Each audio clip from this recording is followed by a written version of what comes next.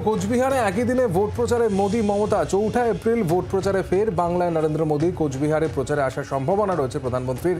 আর ৩রা April উত্তরবঙ্গে যাবেন মমতা বন্দ্যোপাধ্যায়। ৪ তারিখ কোচবিহারে তারও সভা করার কথা রয়েছে।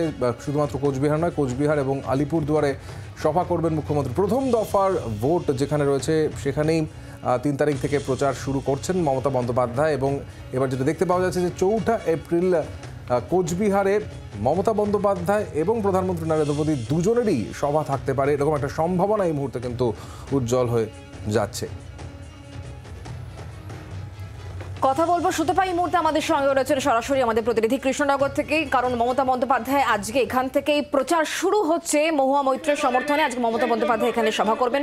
প্রথমত জানতে চাইবো সুতপা, কি ঠিক ছবি? কারণ প্রচুর মানুষের সমাগম ইতিমধ্যেই লক্ষ্য করা যাচ্ছে। আর একই সঙ্গে যেটা সৌমাদিত্য বললো যে আগামী মাসের ৪ তারিখ ৪ঠা এপ্রিল প্রধানমন্ত্রী এবং মুখ্যমন্ত্রী উত্তরবঙ্গ টার্গেট তাদের।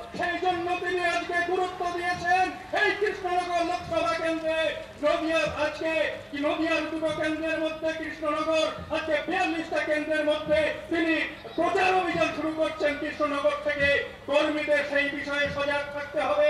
আজকে এই মিটিং এ শুধু শোনা যাচ্ছে না, সম্ভবত যোগাযোগ বিচ্ছিন্ন হয়ে গিয়েছে এই মুহূর্তে কৃষ্ণনগরে। আমরা দেখতে পাচ্ছি যে সুতপা যেখানে রয়েছে, আস্তে আস্তে কিন্তু প্রচুর মানুষজন তারা জড়ো হচ্ছেন মহুয়া মৈত্রের সমর্থনে মমতা বন্দ্যোপাধ্যায়ের আজকের এই সভা। এবং প্রথম তার নির্বাচনী যে প্রচার মমতা বন্দ্যোপাধ্যায় এই লোকসভার জন্য, তা কিন্তু শুরু হচ্ছে এই কৃষ্ণনগর থেকেই।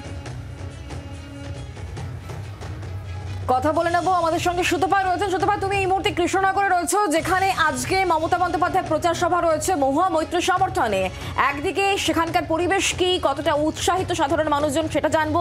আর তার পাশাপাশি অবশ্যই ৪ঠা এপ্রিল উত্তরবঙ্গে থাকছেন মমতা বন্দ্যোপাধ্যায় এবং আসছেন প্রধানমন্ত্রী।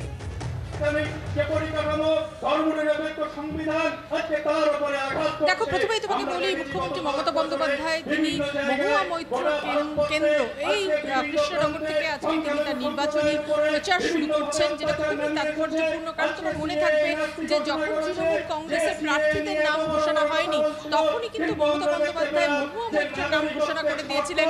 তিনি বলেছিলেন যে কৃষ্ণনগরে প্রার্থী হবেন মহুয়া মৈত্র। এবং কেন তিনি প্রার্থী হবেন সে কথা বলতে গিয়ে মমতা বন্দ্যোপাধ্যায় বলেছেন যে যেভাবে মহুয়া মৈত্রের সদস্য পদ বা লোকসভার সাংসদ পদ খারিজ করে দেওয়া হয়েছে, তা একটা চক্রান্ত ছাড়া আর কিছুই নয়। এবং তার কেন্দ্র থেকেই কিন্তু প্রচার শুরু করলেন মমতা বন্দ্যোপাধ্যায়। এবং এটা নিঃসন্দেহে তাৎপর্যপূর্ণ। এখান থেকে কি রাজনৈতিক বক্তব্য মুখ্যমন্ত্রী রাখেন সেদিকে সকলেরই নজর থাকবে আজকে। বিশেষ করে তুমি জানো যে প্রথম দফার নির্বাচন কিন্তু আদতে কৃষ্ণনগরে নয়, তা সত্ত্বেও মুখ্যমন্ত্রী শুরু করছেন কৃষ্ণনগর থেকে। অর্থাৎ বোঝাই যাচ্ছে যে রাজনৈতিকভাবে বিষয়টা কতটা তাৎপর্যপূর্ণ। একদিকে মহুয়া মৈত্রের সমর্থনে তিনি কি বলেন, অন্যদিকে তার বিরুদ্ধে যিনি প্রার্থী রাজবাড়ির বংশধর সেই সদস্যের বিরুদ্ধেও বা তিনি কি বলেন। ধন্যবাদ সুতপা।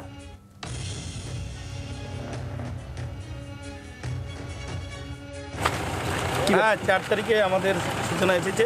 ৪ তারিখে প্রধানমন্ত্রী আসবেন। আর প্রধানমন্ত্রীর আমরা সুবিধা অ্যাপ্লাই করে দিয়েছি। ডিএলওর কাছে আমরা মাঠের পারমিশনের জন্য দরখাস্ত করেছি। আজকে ডিএমের সঙ্গে দেখা করব, আর প্রধানমন্ত্রীর সভা হবে। আর সেটাই পরিদর্শন করতে আমাদের সংগঠন সাধারণ সম্পাদক এবং আমাদের যে বিহারের স্বাস্থ্যমন্ত্রী আর মঙ্গল পাণ্ডেজি, পশ্চিমবঙ্গের পর্যবেক্ষক, উনি আসছেন। বাংলার আওয়াজ, বাঙালির আবেগ, জি ২৪ ঘন্টা।